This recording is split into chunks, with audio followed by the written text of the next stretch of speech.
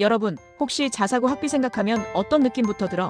아마 많은 부모님들이 아이고, 내 주머니 사정 하고 한숨부터 나올 거야.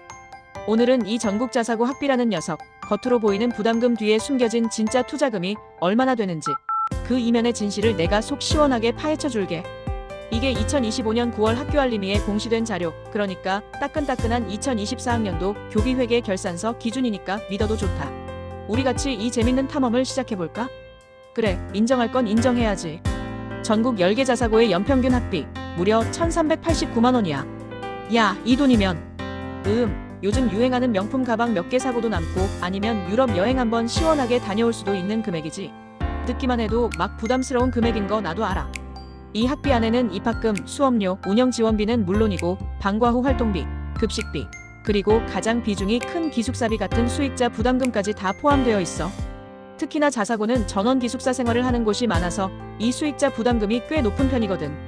그러니까 학비가 비싸다는 얘기가 그냥 하는 말이 아니라는 거지. 그런데 말이야, 여기서부터 반전 드라마가 시작돼. 우리가 1,389만 원을 내지만 학교는 학생 한 명에게 무려 2,223만 원을 투자하고 있더라. 놀랍지 않아? 학부모 부담 학비보다 학교의 교육 투자비가 약 1.6배나 많다는 얘기야. 정확히는 834만 원을 학교가 추가로 더 쓰고 있는 거지.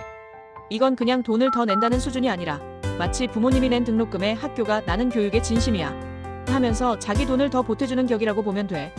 이 교육 투자비에는 교직원 월급, 최신 시설 운영비, 심지어 우리 애들 잠자는 기숙사 관리비까지 교육 운영에 들어가는 총 비용이 다 포함되어 있거든. 그러니까 이걸 쉽게 말하면 모든 학생이 자기가 낸 돈보다 최소 800만 원 이상의 혜택을 돌려받고 있다는 거야. 평균적으로는 834만 원. 이거 완전 대박이지 않아? 우리가 백화점에서 10만 원짜리 옷을 샀는데 점원이 손님은 특별하시니까 18만 원짜리 옷으로 드릴게요 하는 거랑 똑같은 상황이야. 내가 조사한 10개 자사고 중에 학비보다 투자비가 낮은 곳은 단 한 곳도 없었어. 진짜 단 한 곳도. 학비가 비싸 보여도 실제로는 모든 학생이 학교로부터 뭔가 더 받고 있는 아주 착한 구조인 거지. 마치 보너스 같다고 해야 하나? 이런 학교가 우리 애를 가르친다니 뭔가 든든하지 않아? 자, 그럼 이제 이 투자라는 게임에서 가장 돈을 화끈하게 쓰는 학교는 어디일까? 바로 압도적인 교육 투자비로 1위를 차지한 민족사관고.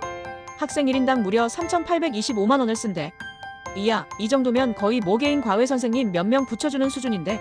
그리고 2위는 하나고가 2,911만 원으로 뒤를 이었어. 그런데 여기서 주목할 만한 신흥 강자가 등장했으니 바로 북일고등학교야. 작년 대비 탑 3에 신규 진입하면서 2,563만 원을 투자하며 3위에 올랐지. 이 세 학교는 거의 교육계의 큰손이라고 봐도 무방할 것 같아. 민족사관고의 투자는 정말 차원이 달라. 학생 1인당 교육 투자비가 3,825만 원으로 전국 1위인 건 물론이고 교사 대 학생 비율이 무려 1대 6이야. 선생님 한 분이 학생 6명을 전담 마크하는 거지.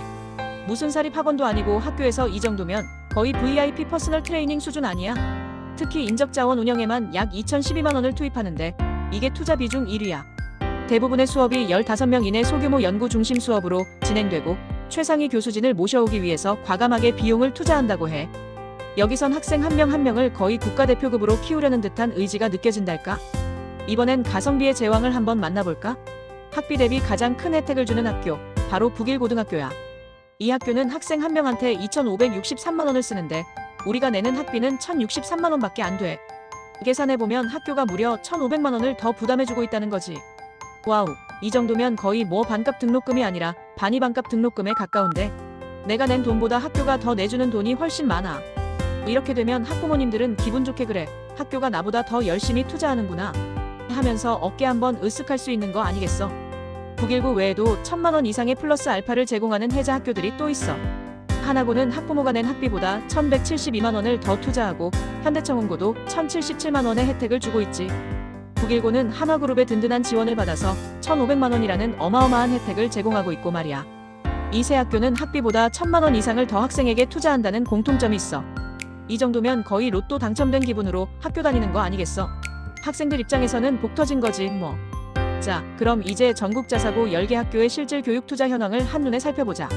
김천고는 학비보다 1,030만 원 더 투자하고 외대부고는 810만 원, 인천하늘고는 799만 원, 포항제철고는 638만 원, 광양제철고는 599만 원, 상산고는 418만 원을 더 투자해.